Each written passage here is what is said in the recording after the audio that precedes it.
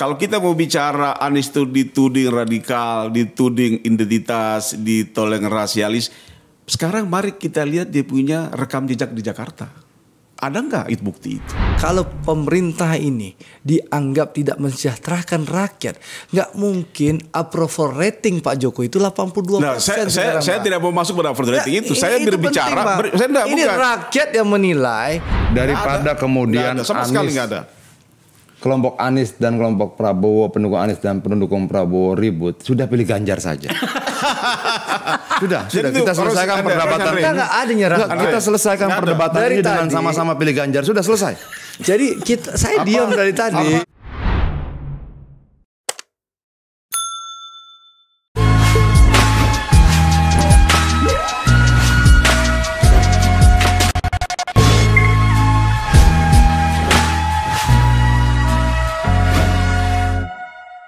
Format koalisi atau kemungkinan siapa capres berikut dengan cawapresnya semakin terbaca.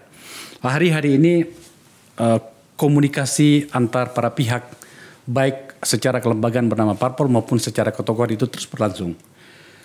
Agar kemudian kita bisa memulai diskusi menyangkut dengan siapa tawaran-tawaran terhadap bangsa ini untuk menjadi pemimpin kita ke depan, saya mengundang 3 orang teman-teman saya untuk kita bahas.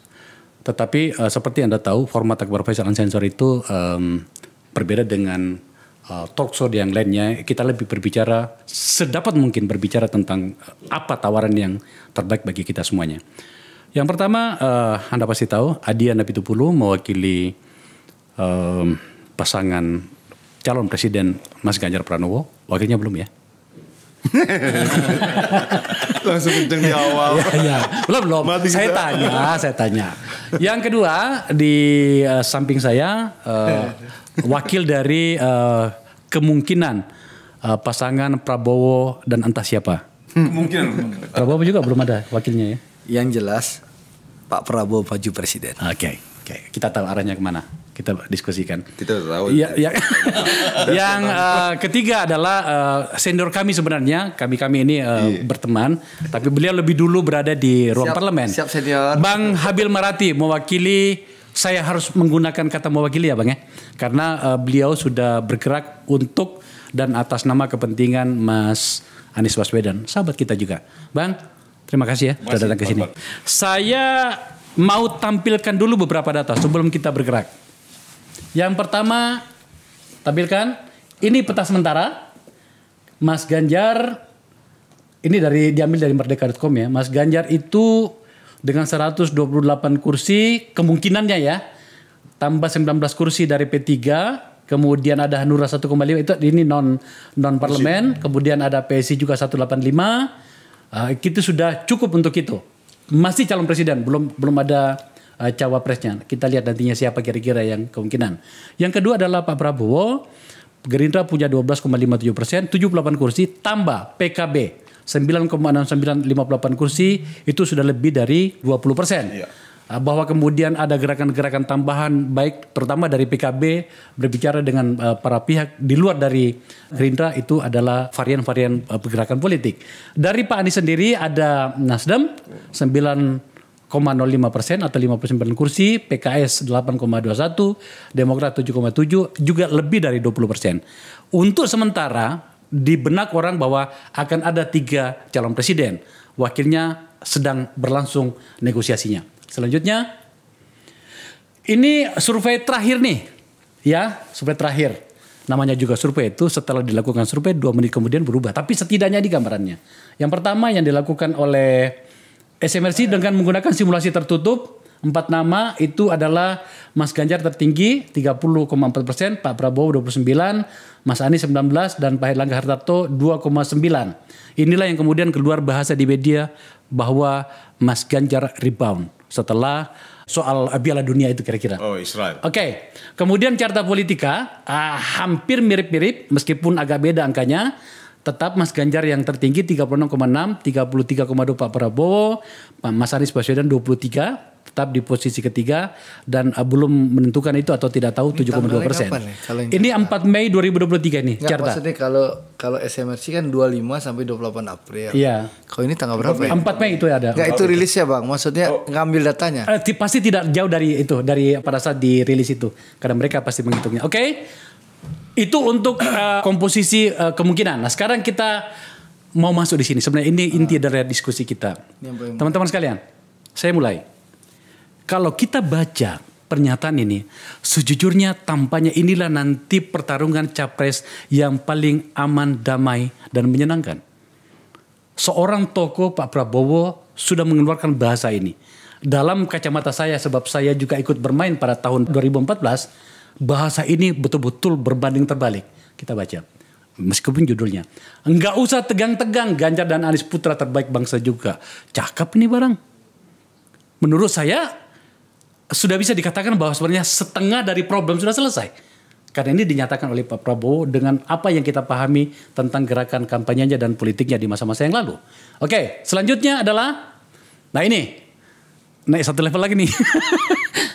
Gerindra tolak Prabowo jadi cawapres siapapun pasangannya. Menurut saya ini juga pilihan atau argumentasi yang layak dari sebuah partai yang dibahasakan oleh Pak Prabowo mengatakan partai saya sudah cukup kuat sekarang. Kita bisa paham itu.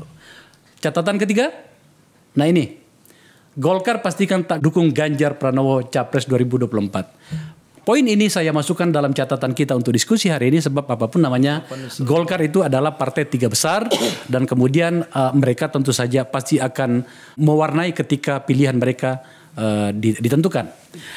Baik. Ini anggota Komisi 6 semua. Iya, oke. Sebenarnya harusnya Komisi 6 tidak mendukung itu. Saya ke Adian dulu. Sebagai wakil dari Mas Ganjar. Saya tidak mau tanya yang pertanyaan yang tadi siapa capres, nanti aja dulu. Saya mau tanya pernyataan-pernyataan Anda di publik itu memang tampaknya sudah menutup peluang pilihan atau pikiran banyak orang bahwa ada ruang untuk berpasangan Pak Prabowo dengan Pak Ganjar. Tapi coba jelaskan ke kita apa kira-kira yang bisa kita dapatkan dari informasi seperti ini. Ya sebenarnya secara langsung sudah ada percakapan antara Mas Ganjar dan Prabowo waktu di sawah itu kan. Sudah ada obrolannya kok. Dan memang kita tidak mungkin menjadi wapresnya Prabowo. Kita pemenang pemilu dan itu sudah sikap yang disampaikan oleh partai melalui ketua umum. Capres harus kader. Itu loh. Nah dan banyaklah kalkulasi-kalkulasi yang lain yang memang mempersempit peluangnya. Tapi apakah masih ada peluang ya? Namanya politik. Ya. Itu loh. Mau 0,2% lalu di lobby perubahan sikap dan sebagainya lalu dia menjadi 1% lalu menjadi lebih besar lagi sekian persen untuk menjadi wapresnya. Tapi wapres tidak mungkin capres. Nah problemnya mereka juga sama kan. Nggak mungkin jadi wapres kan gitu aja kan Re? Itu aja gitu loh. Itu sudah disampaikan juga kan? Ya kan begini Bang, sama kayak Bang Adian, kami juga punya sikap yang jelas dan terang benerang juga. Karena dalam Rapimnas Partai Gerindra 12 Agustus 2022, kami memberikan mandat kepada Pak Prabowo itu sebagai calon presiden, bukan calon wakil presiden.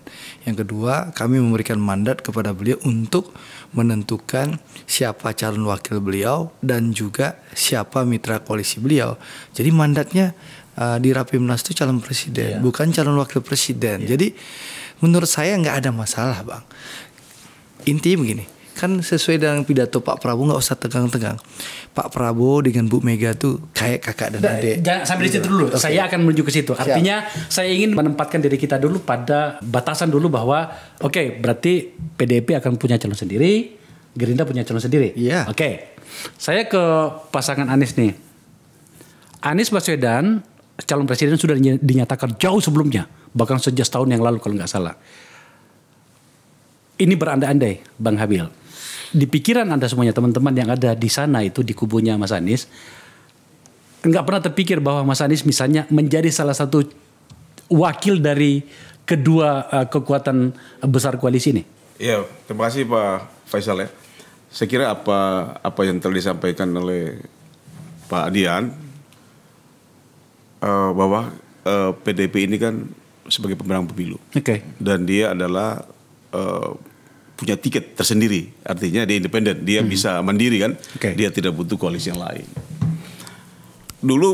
Dulu sih waktu sebelum PDIP mengeluarkan capres Pak Ganjar ini, dulu ada simulasi, ada mungkin juga saya juga sering ketemu Hasto, ketemu cerita tentang bagaimana antara Anies dengan Puan. Ternyata itu nggak bisa ketemu. Kalau Anies sama Puan dulu misalnya atau sekarang mungkin Ganjar sama Anies, orang-orang pendukungnya Anies lari, orangnya PDIP kan lari juga, jadi memang nggak bisa ketemu. Jadi memang antara belum berlari. Iya, berlari. Jadi agak susah. Jadi oleh karena itu memang sejak awal Anies itu memang jadi calon presiden. Dia tidak pernah berpikir akan koalisi dengan PDIP misalnya. Ini yang jelas ya. Yeah. Nah kalau dengan Gerindra, dengan Prabowo, saya kira ya sampai hari ini kan ini Prabowo kan ini belum ada pilihan ini. Yeah. Apa dia capres atau cawapres kan kita belum tahu. Ini kan masih bergulir terus. Udah kan? dijawab tadi Bang bahwa tidak mungkin cawapres. Tidak mungkin cawapresnya Ganjar. Apalagi cawapresnya yang lain kan gitu ya. Udah gitu juga. Bukan artinya Bang Habib, saya supaya abang sebelum bicara kemana-mana, Pak Prabowo itu calon presiden, Bang. Ya. Jadi jangan mimpi Pak Prabowo jadi wakilnya Mas Anies. Saya paham. Memang jadi Gerindra ini saya juga ikut melahirkan. Ya. Ya itu saya juga ikut yang mau di PR. Ya kan dulu sudah kita rancang Prabowo dulu itu berpasangan dengan Basro Bahir, PAN P3, tapi kan 2009 itu kan gagal, ya kan. Sutrisno Bahir. Ya, okay. itu gagal. Jadi menurut saya ya kan Prabowo ini kan selalu mengargumentasinya itu adalah demi kepentingan nasional dan bangsa. Itu kan selalu argumentatifnya dia kan. Itu di mana-mana bahasa sudah dari dulu digunakan bahasa itu gitu. Jadi menurut saya secara internal Gerindra kan telah memutuskan Prabowo sebagai harga mati adalah calon presiden. Kan? Tapi kan di publik ada akhir-akhir ini itu kan berkembang seakan-akan ada desain, ada tawaran dari pihak mana bahwa ada kemungkinan mungkin nggak Ganjar itu atau Prabowo itu berpasangan dengan Ganjar dengan kamu, maksudnya Ganjar dengan siapa? Ganjar dan Prabowo. Itu kan di sana awalnya. Ya. Siapa yang presiden? Ganjar yang presiden. Makanya tadi saya tanya sejak awal saya tanya mereka berdua. Ini kan dulu kan isunya kan begitu kan. Ya. Isunya begitu alasannya dulu Ganjar itu kenapa Ganjar presiden karena Prabowo elasinya rendah kan dibanding dengan Ganjar. Okay. Tapi kan ini kan tawaran publik. Ini kan belum resmi daripada keinginan Gerindra maupun keinginan PDIP saat itu. Okay. Ini kan hanya publik saja yang pasangkan. Kita nggak tahu. Mungkin saja ini LSI yang pasangkan. Kita nggak tahu. Ya, Mark. Gitu. Kenapa sampai saya tanya pertanyaan itu? Saya mulai pertanyaan itu kepada Anda karena tentu saja saya punya alasan. Bukan berarti saya mencoba meng-underestimate koalisinya Mas Anies. Tapi realitasnya sahabat kita ini, sahabat saya di bernama Anies ini tidak punya partai. Pak Prabowo wajar dia akan berkeras menjadi calon presiden, dia punya partai, suaranya cukup signifikan dan sudah ada koalisinya. Apalagi PDIP, partai pemenang pemilu dan kemudian ada kadernya dengan tingkat keterkenalan dan kemungkinan menang itu besar. Tapi kan Pak Anies tidak punya partai. Berandai-andai, kan ruang politik kan seperti itu. Berandai-andai misalnya tiba-tiba salah satu dari 3 koalisinya tiba-tiba belok, sementara bagi banyak orang termasuk saya, Mas Anies itu adalah ya salah satu generasi emas kita semua. Kita kan seusia nih semuanya kan. Apa salahnya kita berikan kesempatan, tetapi tidak punya bendera, tidak punya kendaraan, bisa saja misalnya dia masuk ke kubu sana atau masuk ke kubu sini, tapi tentu saja sebagai wakil. Itu alasan saya bertanya seperti itu. Sebelum saya pindahkan ke yang lain, apa jawabannya? Tapi begini ya, Nasdem ini kan awalnya kan sudah mengusung 3 nama kan, Ganjar pun termasuk di dalamnya kan, dan pada akhirnya kan diputuskan Anies keluar. Artinya bahwa keputusan Nasdem ini kan final dan mengikat. Ya, nah ini seandainya. Ya, saya kira nggak ada peluang itu dari ketiga partai ini untuk pull out. Tidak ada peluang untuk mereka bubar ya? Nggak bubar. Itu mereka sulit. Oke. Nah kita masuk pada tahapan kedua. Coba tampilkan tadi di yang pidatonya Pak Prabowo. Ini penting untuk kita angkat sebelum kita berbicara pada agenda-agenda lain menyangkut dengan kandidasi ini. Saya saksinya. Tentu saja kita juga bisa melihat tahun 2014 itu betapa keras pertarungan itu. Di 2019 terjadi lagi. Nah, dengan pernyataan begini dari Pak Prabowo, saya sebagai orang dan kita semuanya tentu saja kita melihat itu merasa bahwa oh tampaknya akan adem ini pilpres ini yang akan datang ini. Itu bayangan kita. Oke? Yang kedua adalah diperkuat dengan latar belakang kandidasi orang yang akan maju ini. Pak Ganjar adalah partainya pemenang pemilu, bagian dari pemerintah. 2 periode menjadi gubernur, anggota DPR, partai pemerintah. Tentu saja sudah sejalan dengan pikiran pemerintah.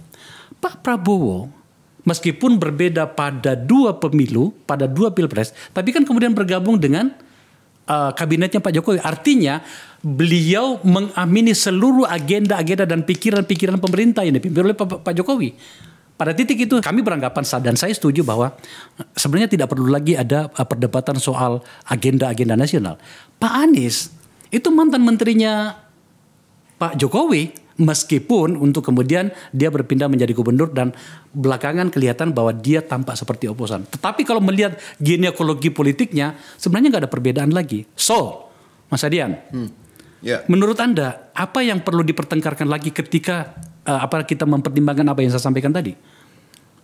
Kalau yang dipertengkarkan apa? Kita mau bertengkar apa? Kalau semuanya kan jelas bahwa semuanya pernah dan ada yang masih dan pernah ikut Jokowi. Oke.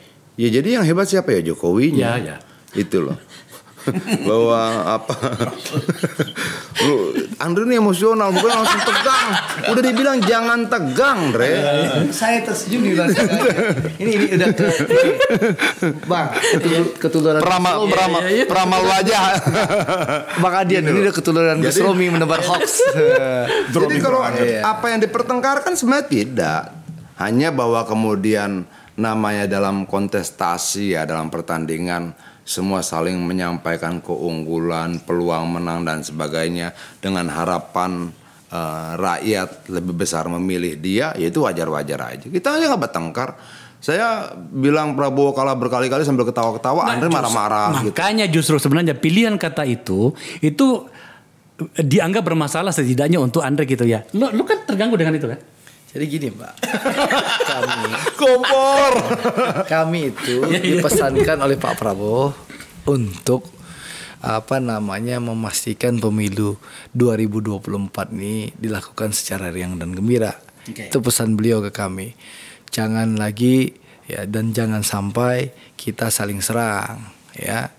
Kan jadikanlah bangsa kita ini bangsa yang dewasa. Ya, bangsa berjiwa besar, karena berbeda pilihan partai, berbeda pilihan calon presiden itu hal yang biasa.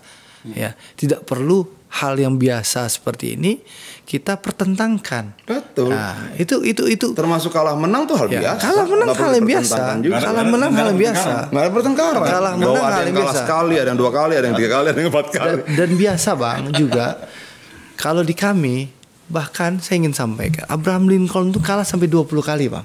Sebagai? Pas maju yang ke-21 kali jadi calon presiden menang deh Bang. Jadi gak ada masalah. Kalah berulang kali itu gak ada masalah. Karena gini, kalau Pak Prabowo kan waktu mulai ya jadi tentara di awal tahun 70-an dia dilatih oleh tentara-tentara pejuang 45 yang menanamkan semangat pantang menyerah sama beliau. Bahkan beliau mengikuti betul ikon beliau, idola beliau Panglima Besar Sudirman yang bilang jangan pantang menyerah. Jadi kalah berulang kali itu hal biasa. Pendekar itu kalau jatuh bangkit lagi, bangkit lagi gak ada masalah. Yang paling penting Bang, yang paling penting jangan kita saling provokasi, jangan saling menjelekkan, karena mari kita adu gagasan. Itu poinnya Andre. Itu poinnya Andre. Gini. Itu Bang. Poinnya Andre gini. Ini kan kecuali barangkali Bang Habil yang lebih senior dari kita di sini ya. Beliau ini satu generasi di atas saya. Berat kan? Tua banget berarti. satu angkatan lah kira-kira gitu ya. Maksud saya adalah pertengkaran itu biasa kok. Ya kan? Saling serang itu biasa kok. Problemnya dan setidaknya itu yang kita lihat pada 2 pemilu terakhir. Dan itu dengan aktornya yang sama, Pak Jokowi dengan Pak Prabowo. Pertengkaran itu sangat tidak substansial. Kalau kita pertengkarkan adalah misalnya berapa peluang pajak diturunkan pada 1 tahun pertama pemerintahan, misalnya kalau Pak Ganjar jadi presiden atau Pak Prabowo jadi presiden. atau berapa kemungkinan pengurangan hutang kita yang katanya orang tinggi pada 2 tahun pertama Mas Ganjar atau Mas Anies atau Pak Prabowo. Itu yang kita pertengkarkan, menurut saya nggak ada masalah. Nggak ada. Iya kan? Kalau menurut aku begini Bang, lihat materinya. Ya. Kalau materinya fitnah itu masalah. Oke. Kalau materinya ada unsur kebencian itu masalah. Kalau kemudian materinya ada unsur rasisme itu masalah. Tapi kalau semua by data, by fakta, segala macam tidak masalah. Yang masalah sebenarnya bukan pernyataan saya bahwa Prabowo kalah berkali-kali. Yang masalah misalnya adalah data 21 kalinya Abraham Lincoln itu dari mana? Karena Abraham Lincoln itu menjadi presiden di umur 51 tahun. Jadi kalau dia kalah 21 kali, sebentar dulu. Ya. Sebentar dulu. Oh ya sudah. Artinya bahwa dia kan presiden ke-16. Iya, 16. Masa sudah pemilu 21 kali karena dia presiden ke-16? Iya. Gitu. Nah, seperti itu. Itu datanya bahwa dia pernah kalah dalam pemilihan legislatif ya, pemilihan senator ya, pemilihan calon wakil presiden ya. Tapi begitu dia jadi calon presiden dia menang. Nah, kalau contoh itu dipakai, itu masalah menurut saya. Kenapa? Ada data yang dimanipulasi.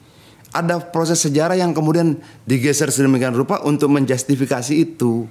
Nah, menurut saya itulah yang harusnya kita luruskan. Apakah benar Abraham Lincoln 21 kali kalah dalam pemilihan presiden? Tidak. Itu gimana Andre? Abraham Lincoln itu kalah 20 kali di berbagai kontestasi. Oh, bukan kontestasi presiden. Oke. Berbagai kontestasi. Oke. Mulai ada jaksa agung kalau tidak salah, senator, menjadi berbagai jabatan, dia kalah. Dia berulang-ulang kali kalah. Nah, pas kontestasi yang ke-21 presiden, ya dia menang. Iya. Jadi tapi harus nggak ada masalah. dijelaskan Jadi juga oleh Andre begini. bahwa kalah berulang kali itu nggak ada masalah. Dalam politik itu kan tidak pernah dalam politik tuh orang kena tembak. Kita sudah selesai menyangkut itu, Andre. Kita sudah katakan tadi bahwa kalah itu biasa dan Pak Prabowo saya bukan dia mengutip contoh itu juga menurut saya tidak tepat karena kekalahan pertama Abraham Lincoln itu di umur 23 tahun. Sangat muda. Jauh di bawah kita. Dalam situasi habis perang saudara. Amerika sangat sulit. Nah, kalau contoh itu duplikasi dipakai kemarin nggak tepat. Nah, itu yang maksud saya, bisakah kita mencari contoh lain yang lebih mendekati situasinya tidak habis perang saudara? Mungkin tidak ada perang saudara kok. Waktu Abraham Lincoln itu kalah di umur 23 tahun. Itu berarti kalau sekarang itu dia baru lulus sarjana lah, kira-kira baru keluar dia langsung ikut. Dan dia kalah ya wajar situasi itu. Apakah Prabowo kalah di pileg? Tidak. Oke. Ini kontestasinya kan kalah berulang kali. Iya. Dan biasa saja kalah berulang kali. Dan contoh Bu Khofifah juga kalah 2 kali. Iya. Jadi kontestasi ya pokoknya jadi enggak ada. Adian menggugat soal datamu tentang 21 kali itu. Iya, di pikiran kita adalah 21 kali sebagai presiden. Oh iya. Calon presiden, tapi memang itu tidak logik kan. Ternyata penjelasanmu adalah kontestasi pada banyak jabatan dan pada banyak wilayah. Clear soal itu. Selesai. Oke. Jadi mungkin juga yang paling penting juga tadi yang dikatakan kita bahas Abraham Lincoln nih. Dian bahwa yang sekarang ini yang mendapatkan fitnah itu yang paling banyak dari Anies. Bukan terbalik, Bang. Bukan, Anies itu difitnah benar dari sejak gubernur sampai sekarang difitnah. Seperti apa fitnahnya kalau boleh? Ini apa nih? Anda ini bro. Misalnya dia radikal, intolerans. Itu kan hal-hal yang sangat fundamental kan yang tidak bagus. Jadi sesungguhnya benar Pilpres ini kita harus menghindari pertengkaran. Kan? Kita harus menghindari itu. Jadi siapapun generasi bangsa yang kita tokoh yang terbaik silakan maju gitu. Nah, pernyataan Abang itu Bang harusnya saran saya nih Bang, Abang sebagai tokoh pendukung Mas Anies itu bisa diimplementasikan di relawan pendukung Mas Anies di media sosial. Sudah. Jangan sampai begini, Mas Anies manis omongannya, Bang Habil Marati manis omongannya, tapi di relawan itu berbeda. Jadi begini Mas Andre. Jadi nah mudah-mudahan berubah. Iya, gitu. Saran saya begini. gitu. Anies itu kemarin waktu di Garut dia sudah mewanti-wanti jangan pernah menyerang lawan siapapun. Jangan pernah menyerang capres siapapun. Itu sudah wanti-wanti. Jangan. Kalau kita difitnah diam, jangan balas. Jangan noise, tapi pakai voice. Itu bagus, tapi saya pengen tahu tapi ada faktanya Bang, Entar dulu gue tanya nih. Kita pengen tahu batasan menurut Anda di tim Anies antara fitnah dengan tidak itu seperti apa? Saya mau buka begini. Di tempat saya ini beberapa kali kami mengangkat soal Anies. Pada tayangan terakhir menghadirkan beberapa kawan-kawan kita, itu mereka menggugat begini. Kita pengen mendengarkan dari Mas Anies sebagai orang yang kita anggap menawarkan perubahan. Kan itu kan nama koalisinya, koalisi perubahan. Jelaskan kepada kita Anda mau bikin apa nantinya kalau menjadi presiden. Oke? Bagaimana tentang agenda-agenda Anda, intoleransi segala macam. Terus kemudian ada gugatan di sini dari seseorang bernama Erwin Aksa, teman kita, tentang utang pemilu segala macam itu dibuka secara terang benderang di sini, tapi kemudian tak ada jawaban yang cukup, tapi kemudian dianggap bahwa itu adalah fitnah. Makanya saya bertanya Bang, bagi tim Anies, mana batasan antara fitnah dengan tidak? Supaya kita bisa memahami pikiran teman-teman di sana. Pertama, soal pinjaman 50 miliar itu kan, bakal katanya ada lebih, itu bukan fitnah. Betul. Itu kan kos kampanye itu benar kan? Kos kampanye kan. Tapi kan itu bukan keinginannya Anies, bukan Anies ya. Tapi artinya kalau ini dibuka lebih dalam lagi, itu malah Erwin ya malu nanti. Artinya Anies tidak mau tapi menikmati uang itu. Oh tidak, Anies sama sekali tidak Anies tidak minta, tapi dia gunakan untuk kampanye. No.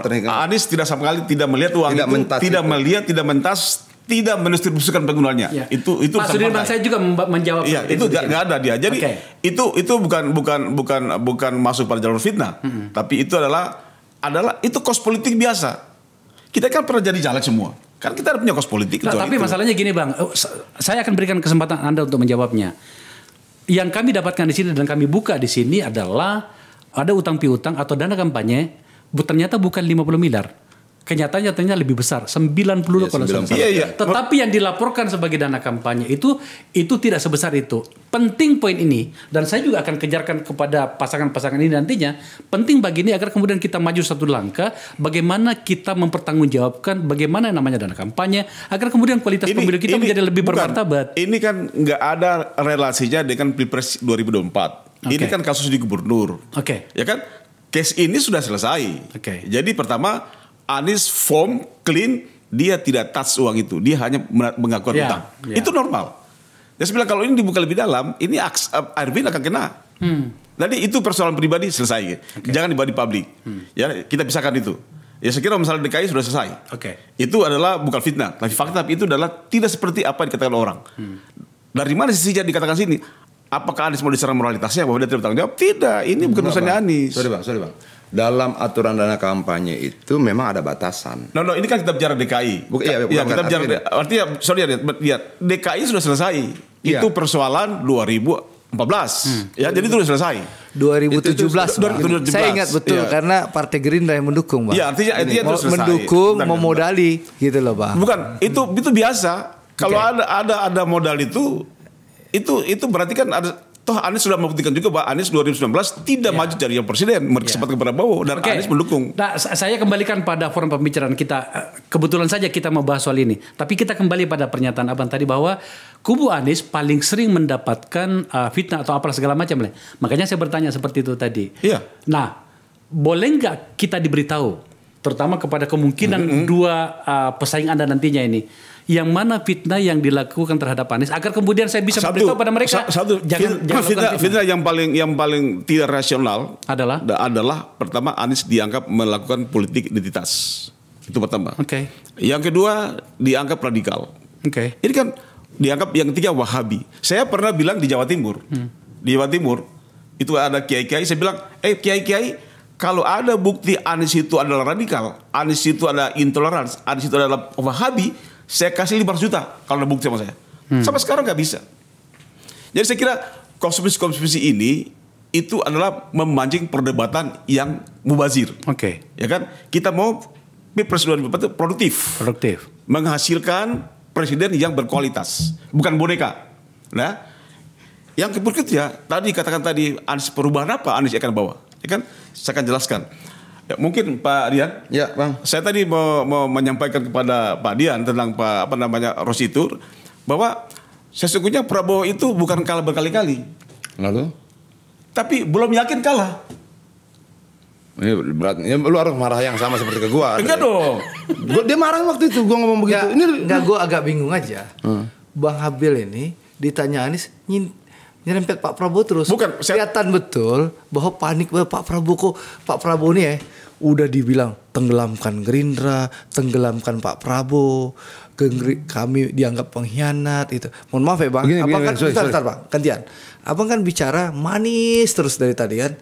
Nah, tapi bilang tidak akan ini, tidak akan. Tapi dari tadi bicara selain manis nyerempet Pak Prabowo, Pak Prabowo. Bukan. Ini agak sebanding, mohon maaf ya Bang, dengan kerjaan relawan Abang di media sosial. Bukan artinya begini. Karena saya ini ketua DPD Gerindra Sumatera Barat, Bang. Jadi saya merasakan betul kerjaan, mohon maaf ya Bang, pendukung Mas Anies menyerang Pak Prabowo. Jadi kalau menurut saya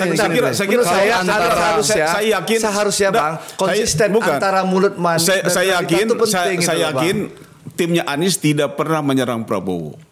Beginilah. Anies itu menghormati Prabowo. Jalan tengahnya begini. Daripada kemudian sama sekali nggak ada. Kelompok Anies dan kelompok Prabowo, pendukung Anies dan pendukung Prabowo ribut, sudah pilih Ganjar saja. sudah kita selesaikan perdebatan ini. Nggak ada nyerang. Kita selesaikan perdebatan ini dengan sama-sama pilih Ganjar. Sudah selesai. Jadi saya diam dari tadi. Bukan maksudnya gini loh, Dre. Perdebatan ini gini. Ya, selesai dari ruang tadi. Selesai dari ruang ini kita bisa ngopi bareng. Bukan. Tapi menurut saya Abang Habil lebih baik jualan Mas Anies saja tanpa nyerempet yang lain. Ini saya klarifikasi jangan sampai di benak Andre itu teman-teman dari Nasdem itu Gerindra timnya Anies menyerang Prabowo enggak. Anies itu sangat menghormati Prabowo. Berkali-kali. Betul Bang. Saking menghormatinya. Tapi nggak mau milih Prabowo. Iya.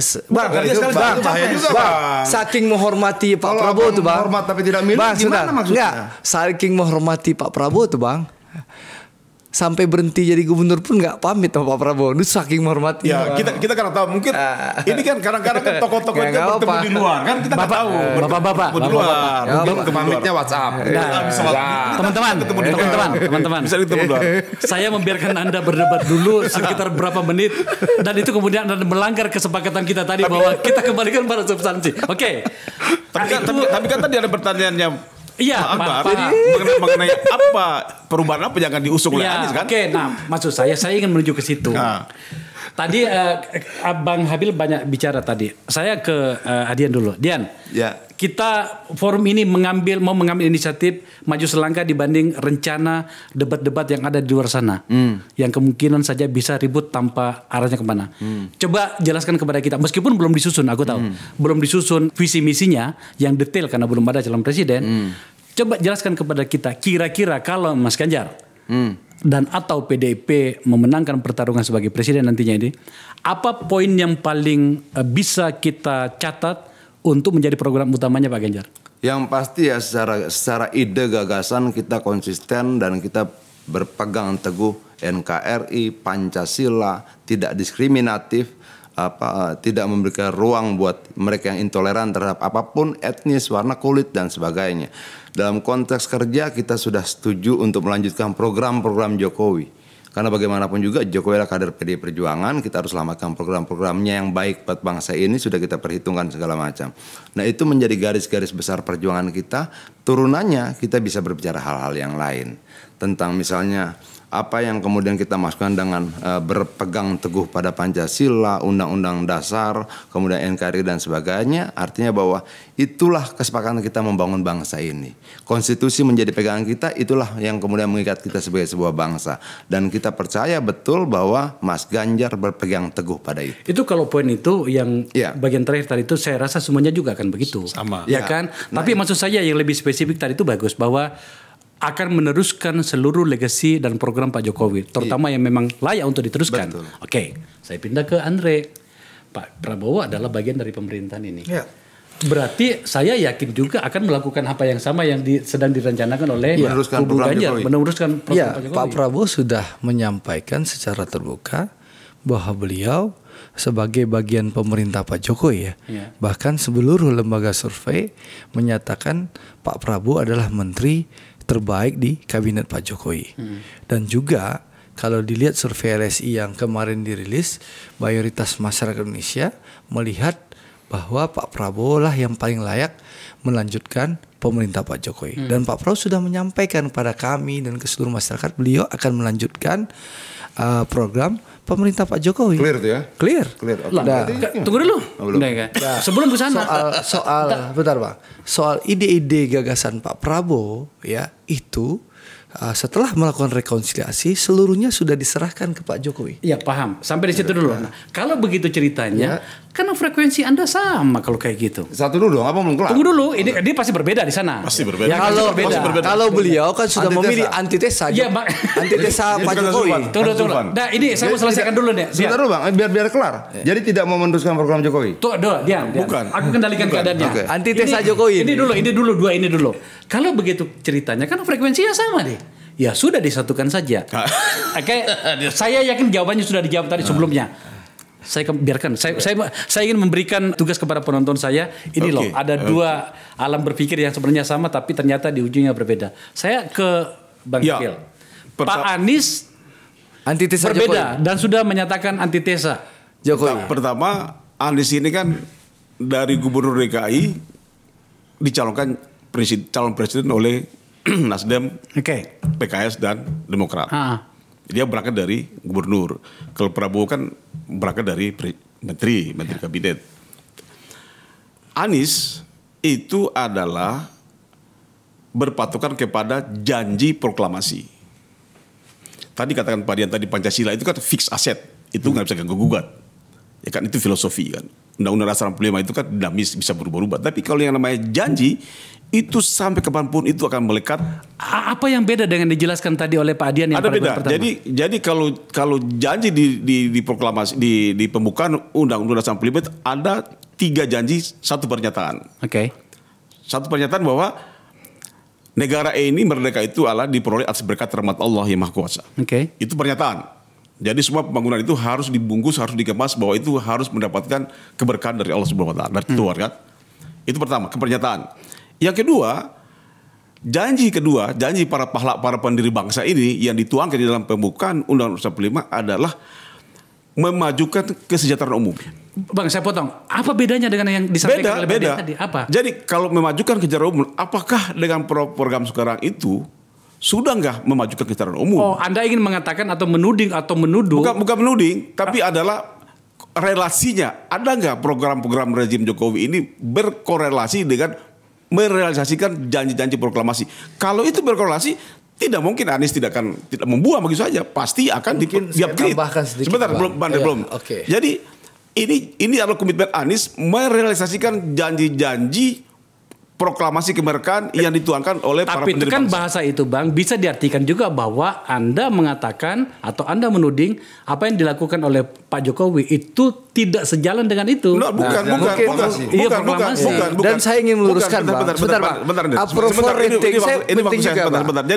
Jadi yang dikatakan itu kalau program-programnya Jokowi itu memiliki korelasi kuat dengan memajukan kesejahteraan umum, kenapa tidak dilanjutkan? Enggak terlalu jelas pernyataan ini. Bukan. Jadi janji namanya memajukan kesejahteraan umum artinya bahwa program itu harus memiliki korelasi dengan masyarakat. Oke, kita paham. Bang, Abang bilang sebentar, saya sih partai pendukung pemerintah, Bang. Saya bagian pendukung pemerintah harus menjelaskan dan mengklarifikasi pernyataan Abang. Dengan segala hormat, kalau pemerintah ini dianggap tidak mensejahterakan rakyat, nggak mungkin approval rating Pak Jokowi itu 82%. Nah, saya tidak mau masuk pada approval rating itu. Saya berbicara. Ini rakyat yang menilai bahwa mereka merasa puas dengan kinerja pemerintah Pak Jokowi. Saya tadi mengatakan tidak benar pernyataan Abang menyatakan pemerintah ini tidak bekerja. Loh, saya tidak bicara begitu loh. Iya, kan? Saya mengatakan bahwa Abang bilang pemerintah ini tidak memberikan. Salah. Sebentar. Saya tadi mengatakan bahwa janji proklamasi itu adalah 3. Yang pertama tadi itu adalah memajukan kesejahteraan umum. Sebentar. Bang, sorry, saya bukan. Sebentar. Kita dibatasi oleh waktu, Bang Habil. Kita sudah paham itu. Anda ingin mengatakan bahwa kalau belum sesuai dengan segala macam cita-cita proklamasi segala macam, Anies akan melakukannya. Iya, artinya kalau ada yang belum dibalik dari situ, kita sudah cukup bisa menangkap bahwa menurut Anda ada yang tidak sesuai dengan itu. Makanya kemudian saya meminta mereka bereaksi untuk Bang, itu. Sorry, boleh aku nambahin gini Bang. 2014 itu Anies bagian dari tim transisi. Sama dengan saya. Ya, sebentar, ya. Bagian dari tim transisi yang ikut merumuskan program-program Jokowi dalam Nawacita. Nawacita yang kedua itu kelanjutan dari Nawacita pertama. Jadi Anies merumuskan sesuatu yang menurut Anies sekarang tidak sesuai dengan proklamasi. Ini menurut saya inkonsistensi. Waktu dia jadi tim transisi, menurut dia itu sesuai dengan proklamasi misalnya. Ketika dia berhadapan dengan Jokowi, itu seolah-olah tidak sesuai dengan proklamasi. Nah, bisa nggak sih kita membangun bangsa ini tanpa inkonsistensi seperti itu? Bilang saja bahwa saya 2014 ikut merumuskan Nawacita. Dalam Nawacita itu ada program-program turunan Jokowi dari visi misi besarnya. Dan saya terlibat di situ. Bang Abel. Iya, makanya saya bilang tadi kan bahwa ada janji proklamasi yang harus ditunaikan. Siapapun jadi presidennya, ya kan? Jadi kalau tadi dikatakan tadi Anies merupakan bagian daripada Nawacita, ya dia kan itu kan dia running sebagai perumus. Tapi kalau hari ini dia mau running sebagai presiden, otomatis mungkin pendekatannya berbeda. Mungkin pendekatan berbeda bagaimana cara merumuskan, memajukan secara umum. Bang, bahaya dong Bang. Bukan membangun kesan bahwa Anies tidak konsisten. Bukan. Pada pikirannya sendiri. Anies itu kan konsisten. Dia sangat konsisten, makanya dia mungkin akan merumuskan atau memperkuat kembali bagaimana mekanisme supaya lebih detail, seberilan kita bisa bicarakan, bisa nggak diungkapkan ke kita mana yang menurut tim Anies? Nah, bukan. Tidak dianggap tidak sejalan dengan Nawacita juga. Jadi begini, tidak boleh ada gugatan. Tidak boleh ada gugatan kalau orang berbeda pendapat menafsirkan atau metodologi itu untuk mencapai merealisasikan. Bang, kalau soal ini jangan khawatirkan, kita di sini cukup logik. Saya mau bicara bahwa janji proklamasi itu kan harus ditunaikan. Pasti, kita setuju itu. Nah, soal pendekatannya misalnya si Jokowi pendekatannya beda, itu sah-sah saja. Ya kan? Anies punya pendekatan sendiri, itu sah-sah juga. Jadi Prabowo juga pendekatan. Kesimpulannya, tidak mau kesimpulan, tapi artinya ini adalah menjadi platform Anies ke depan 2024, bahwa dia akan menggunakan metodologi yang paling efektif bagaimana caranya mensejahterakan masyarakat melalui realisasi janji proklamasi. Tapi pada bagian mana? Ada 3 tadi bagian. Pertama adalah ikut mencerdaskan kehidupan bangsa. Itu masuk ke pendidikan kan? Itu banyak pendidikan. Mungkin pendidikan. Pada bagian itu menurut Anies, tim Anies kira-kira apakah pemerintahan itu melakukan itu atau tidak? Tiga ini adalah baru jadi platform, belum didiskusikan. Ini adalah belum detail ya. Tapi perubahan akan. Ya, maksud dengan perubahan itu akan berangkat dari janji terhadap proklamasi.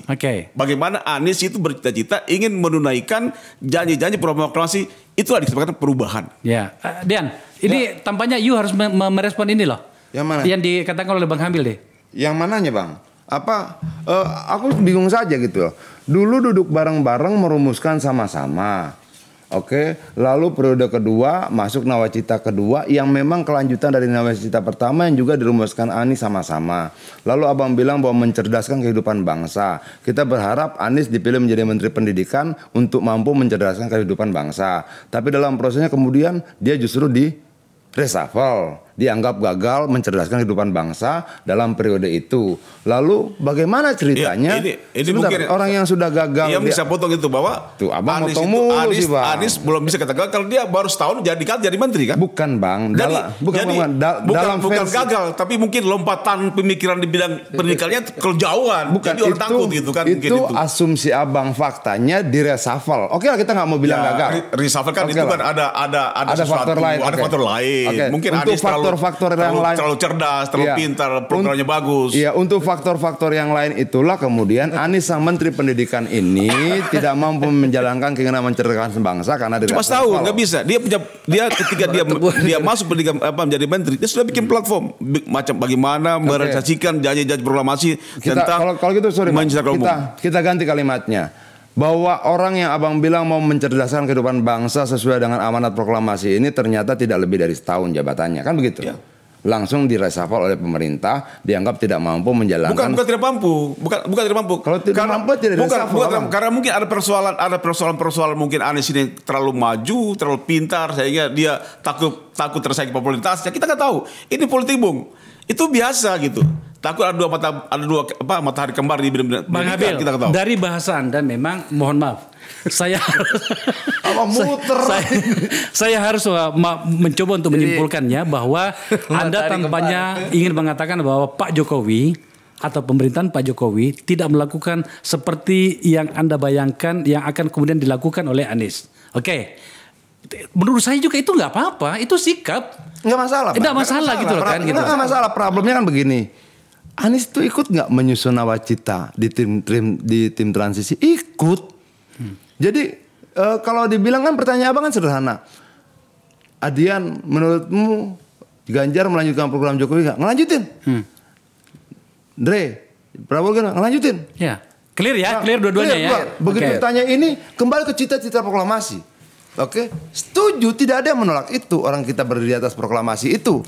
Problemnya kemudian kalau Anies berpijak pada cita-cita proklamasi itu dan dia tuangkan dong pijakan dan pikiran pijakannya itu pada nawacita pertama yang dia ikut rumuskan. Lalu ketika pertanyaan sederhana abang itu dijawab tidak dengan cara sederhana, kita jadi bingung. Pertanyaan abang kan sederhana toh. Kalau Anies menang mau tidak melanjutkan program Jokowi? Ya, saya tadi abang jawab aja. Saya kan sudah jelaskan bahwa Anies itu adalah konsen bagaimana merealisasikan cita-cita proklamasi. Ya. Nah, kalau sebentar dalam nawacita 1 dan nawacita itu kan bukan milik Anies, itu miliknya semua calon presiden. Jadi sebentar.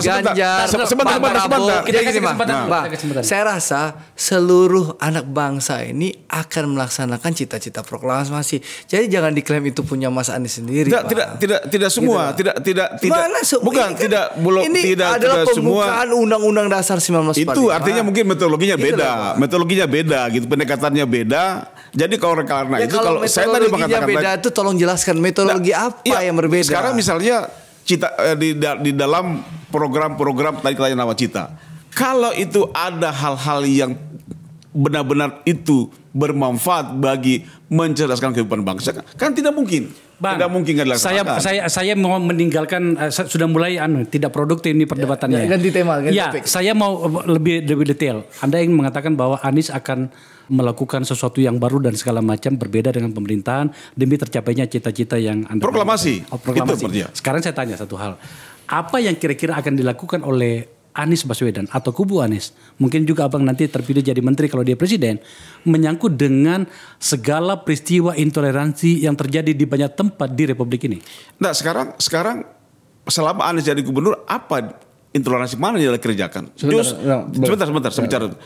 Anies di Jakarta itu adalah tidak pernah melakukan diskriminatif atau intoleransi. Tidak pernah ya? Kan pernah, nggak ada buktinya. Terus dikatakan dia diskriminatif, mengusung agama, mana? Bang, dia lebih lebih banyak. Kita tidak sedang menuding bahwa Anies membiarkan terjadinya intoleransi di Jakarta selama jadi gubernur. Tidak ada. Pertanyaan saya adalah apa sikap, apa tindakan, apa belet, apa kebijakan Mas Anies? Dan Anda mungkin menjadi bagian dari pemerintahnya kalau dia jadi presiden, apabila ada peristiwa intoleransi yang terjadi di permukaan bumi Indonesia yang damai ini. Itu pertanyaannya. Saya kira ini kan hanya orang perorangan yang mengatakan intoleransi. Iya mau intoleransi menuduh siapa? Kaum muslimin. Mana muslimin intoleransi? Siapa yang menuduh siapa? Bukan. Dalam banyak kasus kita membaca itu. Misalnya ada orang yang tidak boleh membangun gereja. Anies di Jakarta dia bangun gereja. Saya tidak menuding, Bang. Ini soal kalau misalnya dia menjadi pemimpin, pada beberapa bagian ada orang yang tidak boleh membangun masjid di beberapa tempat gitu ya. Kemudian ada kelompok agama yang minoritas untuk kemudian diperlakukan secara tidak adil. Itu kan kita lihat di berbagai tempat masalah. Dan bukan cuma di Islam ya, terjadi juga di agama-agama yang lain. Jadi begini, kan soal beragama itu kan sudah dijamin di pasal 29. Itu sudah final. Kita nggak usah lagi ungkit-ungkit persoalan yang tidak menjadi persoalan. Loh, pertanyaan artinya tindakannya apa nantinya? Kalau misalnya terjadi seperti itu? Kalau Anies kalau ada toleransi, mestinya kan di Jakarta terjadi. Kan ini kan terjadi, aman. Justru Anies malah membantu menstabilitasi, memfasilitasi agama-agama itu. Nih, Andre, ini bagus nih. Artinya bahasanya sebenarnya meskipun agak bersayap, tapi dia bisa menjamin bahwa apabila Pak Anies jadi presiden, tidak akan ada peristiwa intoleransi apapun pemahaman kita menyangkut intoleransi. Saya kira kalau kita diskusi soal toleransi, soal politik identitas, soal radikal, ini kan harus dihentikan perdebatan ini. ini tidak produktif menurut saya. Enggak, produktif itu adalah bagaimana membangun rasa keadilan masyarakat seluruh Indonesia itu penting. Saya setuju dengan Anda. Tanpa memandang agamanya, sukunya, rasnya, itu harus difasilitasi. Bang, itulah pembukaan Undang-Undang 45 itu yang harus dilaksanakan. Saya setuju itu, tetapi realitasnya ada itu terjadi di dalam kelompok kita. Kenapa ke Anies sasarannya ke Anies? Bukan kita tidak menuding. Maksud Bang, bukan. Sekarang Anies itu mau distempel, dia radikal, dia saya bertanya, makanya dijawab saja. Pertanyaan kan sama kan saya berikan kepada Adian. Enggak ada. Ya kan? Anies itu soal politik identitas itu adalah soal intoleransi tidak ada. Abang bisa bilang apapun segala macam, tapi memori kolektif rakyat terkait Pilkada Jakarta tidak bisa dihilangkan dengan kata-kata abang. Gitu. Sebentar, maaf bang. Apakah kemudian mau diterjemahkan sebagai politik identitas atau apapun istilahnya bisa kita perdebatkan. Tapi memori kolektif jutaan orang itu ngelihat langsung bang.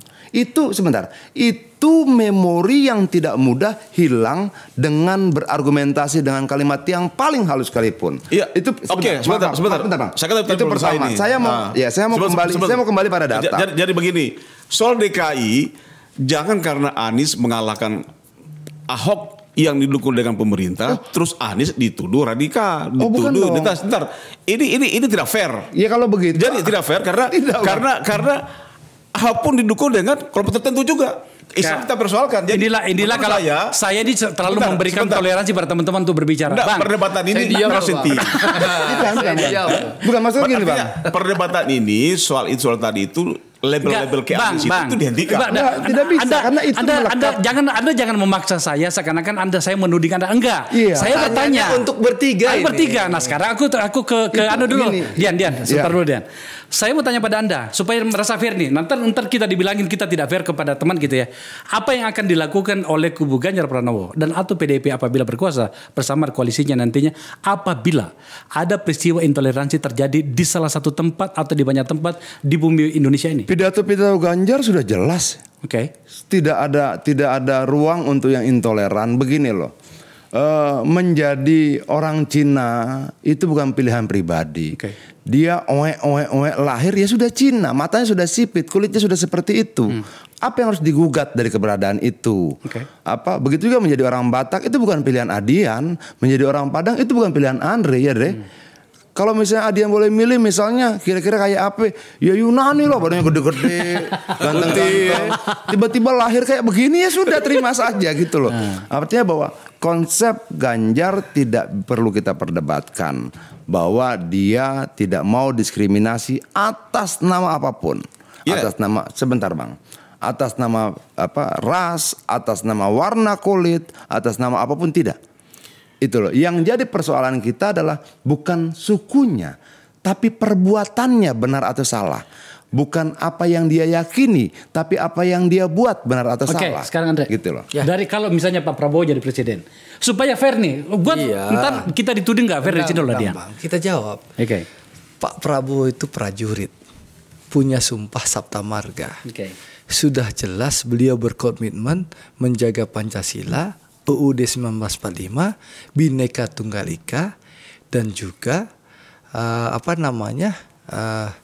NKRI. Jadi menurut kami ya di Gerindra urusan toleransi intoleransi itu sudah final. Bangsa ini ya menghormati seluruh suku bangsa dan agama. Dan pemerintah harus hadir melindungi seluruh segenap tumpah darah Indonesia. Itu clear dah. Jadi ini clear bang. Jadi kalau kita mau bicara Anies itu dituding radikal, dituding identitas, ditoleng rasialis. Sekarang mari kita lihat dia punya rekam jejak di Jakarta. Ada nggak itu bukti itu? Jadi kita nggak usah berdebatkan itu terus setback. Kita harus maju ke depan. Sebenarnya kan begini bang. Sebentar, kita harus tinggalkan isu-isu yang noise. Ini kan noise. Ini perlu kita bicarakan bang. Kenapa? Karena terjadi di masyarakat kita. Tapi sebenarnya abang itu terlalu jauh memaknai pertanyaan saya. Bukan. Begini. Sebentar. Perdebatan soal tadi itu fundamental radikal itu kan perdebatan yang dikerjakan setelah reformasi. Di zamannya Pak Harto nggak ada itu tujuan seperti begitu. Ya, itu setelah selesai di BPUPKI. Oke, Bang. Saya ingin sebenarnya ini kan perdebatan pertama kita. Saya akan sering mengundang Anda, apakah Anda yang datang atau teman-teman yang lain, supaya kita naik satu level dari perdebatan yang tidak ada makna. Nah, sebenarnya tadi itu saya ini poin pertama tentang intoleransi kan. Tadi sudah dijelaskan kok. Biarkan publik atau penonton saya ini menilai mana jawaban yang fair, mana tidak, mana yang jujur, mana tidak. Sebelum saya tutup, saya masuk pada poin kedua. Karena kita akan berbicara banyak. Bahwa kemudian itu Anda dekatkan itu bahwa seakan-akan itu menuding Anda. Mohon maaf, itu pikirannya Anda kan gitu. Tapi saya mau masuk pada poin kedua. Menyangkut dengan politik identitas. Saya supaya tidak mengarah ke Anies, aku tanya dulu kepada Reni. Siap. Bagi kubu Pak Prabowo, politik identitas itu penting gak sih? Dan kemudian bagaimana seharusnya kita menerjemahkan itu? Ya, bagi kami ya, sekali lagi kita tidak menginginkan dalam kontestasi Pilpres 2024 ini ada permainan politik identitas. Dari awal sesuai pernyataan Pak Prabowo, mari kita sambut pemilu 2024 dengan riang dan gembira. Jangan tegang-tegangan. Ya, Mas Anies, Mas Ganjar itu putra-putra terbaik bangsa Indonesia yang punya niat yang sama dengan saya, ingin membangun bangsa Indonesia. Untuk itu jangan mudah terprovokasi, jangan mau dipecah belah, ya. Perbedaan itu hal yang biasa. Ya, kita ini bangsa yang besar, kita harus menjadi bangsa yang berjiwa besar. Artinya Anda ingin mengatakan bahwa untuk Pak Prabowo atau kubunya tidak ada tempat untuk politik identitas. Gak ada sama sekali. Dian, clear itu, Bang. Apa ancaman terbesar apabila kemudian ada Anda misalnya atau salah satu pihak itu mencoba menerjemahkan politik identitas itu, terutama menghadapi agenda besar bernama Pilpres ini? Kalau kita jelas tidak bersetuju dengan politik identitas ya Bang ya. Bahwa masing-masing orang punya identitas politik ya. Tapi kalau kemudian menggunakan politik identitas itu tidak. Ini yang selalu menjadi perdebatan. Makanya kita itu biasanya mengutip adalah apa yang sudah disampaikan Agnes Heller tentang definisi konsep gerakan politik yang fokus perhatiannya adalah perbedaan. Difference. Kalau dia menggunakan identitas untuk mempertajam perbedaan, tidak untuk menyatukan, dia menjelma menjadi politik identitas. Tapi kalau kemudian dia menggunakan identitas untuk menyatukan, untuk mendamaikan, dia tidak ada kategori politik identitas. Itulah definisi yang disampaikan dan menjadi kesepakatan dalam pertemuan global tentang definisi politik identitas itu. Nah, dalam konteks itu kita bersetuju, kita tidak mau gunakan itu. Itu loh. Bahwa setiap orang punya identitas politik. Itu biasa. Bahwa sabar dulu Bang. Dan sebagainya. Oke, tapi jangan gunakan itu menjadi alat untuk memecah belah. Dan di dalam kemungkinan koalisinya Anda nantinya, siapapun di hari ini kan baru dua nih, PDIP dengan P3. Iya. Oke. Itu apakah Anda akan memberikan ruang kepada partai yang akan bergabung dengan Anda tetapi mengusung politik identitas atau barangkali punya catatan masa lalu mengusung politik identitas? Bahwa semua orang pernah punya masa lalu yang mungkin tidak selalu mulus. Bukan berarti kita tidak bisa berterima terhadap mereka. Yang penting komitmen ke depannya. Seperti itu. Makanya Abang boleh tadi bilang tidak politik identitas. Tapi ada partai pendukung yang jelas-jelas mengatakan menggunakan politik identitas. Itu yang saya mau tanyakan nih setelah Adian selesai. Tidak dibantah oleh mereka gitu loh. Bang Habil. Ini karena kebetulan di sini tempat ini Pak Amin Rais menyatakan itu. Pak Amin Rais dan atau Partai Umat sudah menyatakan akan mendukung Anies. Ada tambahan bahasa bahwa apabila Anies tidak maju maka dia akan kembali ke Prabowo. Tapi lupakan itu dulu, kita tinggalkan. Pernyataannya Pak Amin Rais mengatakan akan mengusung politik identitas dengan seluruh risikonya. Dan kemudian partai ini atau beliau, seorang tokoh besar bernama Pak Amin, itu berada di sekitarnya Pak Anies dan menjadi pendukungnya Pak Anies. Bagaimana Anda menjelaskan hal ini? Nah, kalau kita lihat dalam sejarah, mungkin kita semua kenal sendiri, apa dimaksud dengan mosi integralnya Muhammad Nasir. Tadinya kan bangsa ini kan RIS, punya identitas masing-masing. Tapi dengan mosi integralnya Nasir, itu kan kembali menjadi satu identitas nasional. Siapa Nasir? Tokoh Masumi. Dia tidak melakukan sekat-sekat di negara ini, menyatukan kan. Tadi katakan Pak Dia, perbedaan tapi menjadi satu kan. Kan terjadi. Nah, kenapa sekarang ketika Nasir sudah selesai melaksanakan mosi integral, kok sekarang diungkit lagi identitas? Sudah selesai identitas itu. Enggak Bang, pertanyaan Bang Akbar ini bukan tentang Muhammad Nasir, tentang Anies. Bukan, artinya saya tadi dalam konteks sikapnya Muhammad Nasir tidak perlu kita pertanyakan. Bukan, artinya clear. seakan-akan kesan tersembunyi, seakan-akan yang namanya politik identitas itu adalah ke Islam. Salah. Nasir sudah membuktikan sebagai tokoh Masyumi, dia melaksanakan mosi integral, menyatukan bangsa itu dari perbedaan-perbedaan jadi satu. Jadi konsep identitas selesai. Artinya Anies tidak bersetuju. Bukan, politik identitas itu adalah sudah final, sudah artinya semua kita ini bangsa Indonesia, identitas Indonesia, Pancasila menjadi identitas. Tidak seperti itu penjelasan yang kita terima dengan literatur. Bukan. Itu banyak bukan itu literatur. Jangan literatur itu kita definisikan dan implementasikan mentah-mentah. Jangan juga. Kalau sebenarnya gini Bang, pertanyaan Bang Akbar itu sederhana. Abang jawabnya jelimet itu. Bukan jelimet. Artinya saya bukan jelimet. Saya tidak. Anies mau tidak meneruskan program Jokowi. Cita-cita proklamasi. Mau apa kagak? Itu doang gitu. Bukan. Ini begini. Mau begini. Saya bagaimana itu banyak persoalan saya bagaimana mau jawab bahwa Anies penjaga itu. Ini kan saya bilang Anies itu platformnya berkutat di pada tadi antitesa Jokowi gitu loh maksudnya. Saya kembali ke laptop ini soal tentang politik identitas. Kalau identitas politik itu wajar. Kita masing-masing harus punya identitas politik gitu kan. Betul. Dengan seluruh kearifan tentang platform segala macam gitu ya. Pertanyaan saya itu kebalikannya, identitas politik. Saya pernah mengungkapkan di sini ada 4 risiko dari politik identitas itu. Salah satunya yang terakhir itu adalah agenda-agenda personal atau agenda-agenda kelompok yang sebenarnya bertentangan dengan yang namanya identitas politik itu sendiri.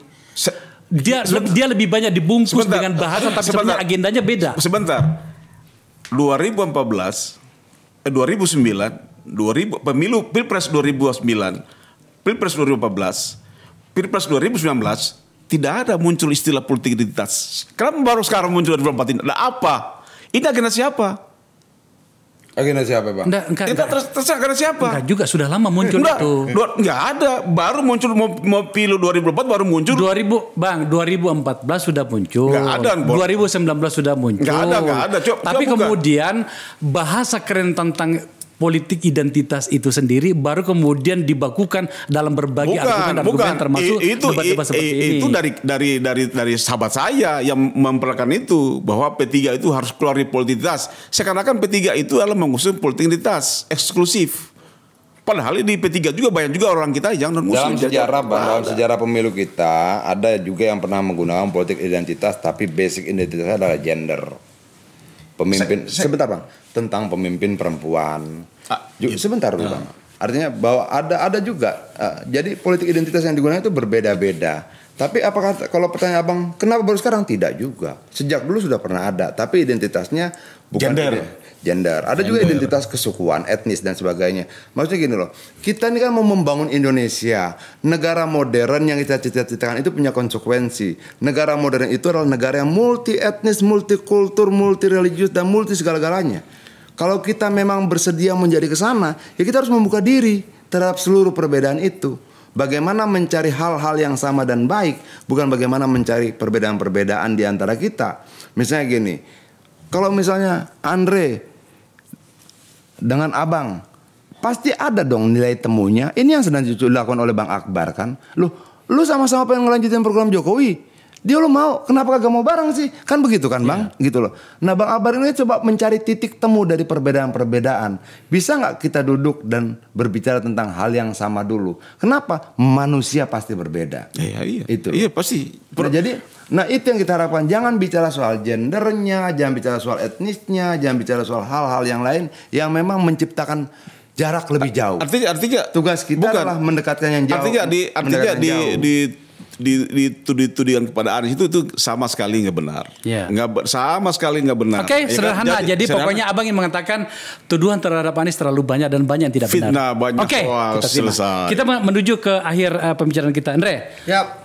Apa yang mau disampaikan dari diskusi kita ini? Karena begini loh teman-teman, kenapa sampai saya memulai ini? Ini barangkali diskusi pertama meskipun belum jelas pasangannya dan saya belum mau bertanya siapa wakilnya, karena saya pengen kita naik satu level Pak. Dari politisi menjadi negarawan. Saya berharap dari anda semuanya ini orang-orang yang hebat di hadapan saya ini kita tunjukkan kepada orang-orang. Oke, kita telah meninggalkan 2 pilpres yang lalu yang sangat menyakitkan. Kita bangun lebih produktif. Saya berikan kesempatan pada Andre. Apa pikiran kenegarawan apa untuk menuju Februari 2024 nanti? Iya, kontestasi yang keras itu kan sudah tergambar di 2014 dan 2019 antara Pak Prabowo dan Pak Jokowi. Dan Pak Prabowo dan Pak Jokowi juga memilih jalan rekonsiliasi, Bang. Jalan yang terbaik waktu di 2019 untuk menghentikan terjadinya perang saudara. Dan jangan sampai terjadi lagi. Dan jangan sampai terjadi lagi. Pak Prabowo dan Pak Jokowi melakukan rekonsiliasi. Ya, Pak Jokowi membuka diri, Pak Prabowo membuka diri, saling sambut satu sama lain, sehingga terjadilah rekonsiliasi yang menghentikan perang saudara. Karena gini Bang, 21 Mei itu di depan Bawaslu itu bagaimana ratusan pendukung Pak Prabowo terluka dan bilang ke Pak Prabowo, Pak, saya siap mati untuk Bapak, kasih saya bom molotov. Pak Prabowo sadar di situ bahwa ini tidak boleh dilanjutkan dan beliau menyuruh pendukungnya pulang. Dan di situ dia berpikir kepentingan bangsa dan negara, kepentingan persatu itu jauh lebih penting dari sekedar mendapatkan kekuasaan. Dan alhamdulillah bukan Pak Prabowo saja yang sadar, Pak Jokowi pun membuka diri untuk rekonsiliasi. Sehingga terjadilah rekonsiliasi yang mempersatukan Indonesia, yang akibatnya apa Bang? Yang kita bisa nikmati. Dengan modal persatuan, pemerintah bisa bekerja maksimal menghadapi pandemi COVID-19. Indonesia dianggap oleh seluruh dunia, bahkan WHO, sebagai salah satu negara unggul menghadapi pandemi. Bahkan di saat seluruh dunia nih terlanda krisis ekonomi, pangan, ketidakpastian perang Rusia dan Ukraina, insya Allah Indonesia adalah negara yang mampu menghadapi krisis. Karena itu modal persatuan. Nah, modal persatuan yang terwujud oleh Pak Prabowo dan Pak Jokowi ini harus kita jaga. Kita hadapilah pemilu ini dengan riang gembira. Seperti itu. Thank you, Andre. Ini saya sebagai rakyat itu, dan saya yakin Anda semuanya itu sangat ada mendengarkan ini. Kita dengarkan dari kubu Anies. Apa tawaran untuk menghadapi kemungkinan yang tidak menyenangkan itu? Kita berpengalaman semua dengan itu. Iya, jadi saya kira pemilu Pilpres 2024 ini adalah, ini kan sifatnya hanya 1 bulan. Setelah itu kita kembali bersatu, ya kan? Nggak ada perbedaan lagi, nggak ada musuh-musuhan. Siapapun yang menang harus diterima oleh masyarakat. Siapapun yang menang harus diterima oleh masyarakat dan harus didukung. Artinya tidak ada, bisa-bisa Mahkamah Konstitusi tidak punya pekerjaan nantinya untuk Ya itu kan Ustaz. Tapi artinya siapapun pemenangnya harus didukung. Saya canda tadi soal itu. Terima kasih. Adian. Iya Bang. Anda sebagai pihak yang tampaknya sedang mengambil banyak peran isu untuk itu, menyangkut dengan disampaikan oleh 2 narasumber tadi kita itu, apa yang bisa Anda janjikan kepada kita semuanya? Aku setuju yang dibilang Andre, aku juga setuju yang dibilang Abang tadi bahwa kita mungkin punya banyak cerita masa lalu yang belum tentu semuanya juga baik. Itu loh. Bahwa kita bercermin terhadap itu boleh, tapi jangan terpaku di sana.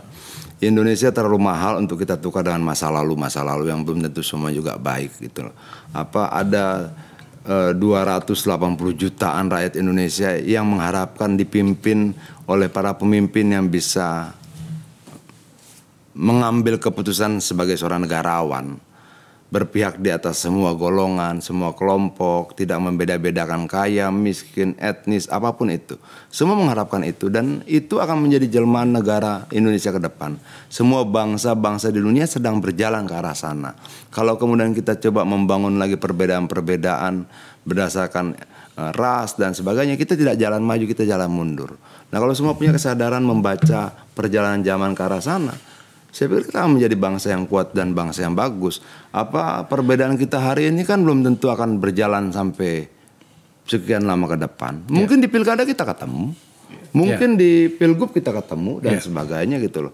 Artinya bahwa ternyata lebih banyak ruang bertemunya dibandingkan ruang tidak bertemunya.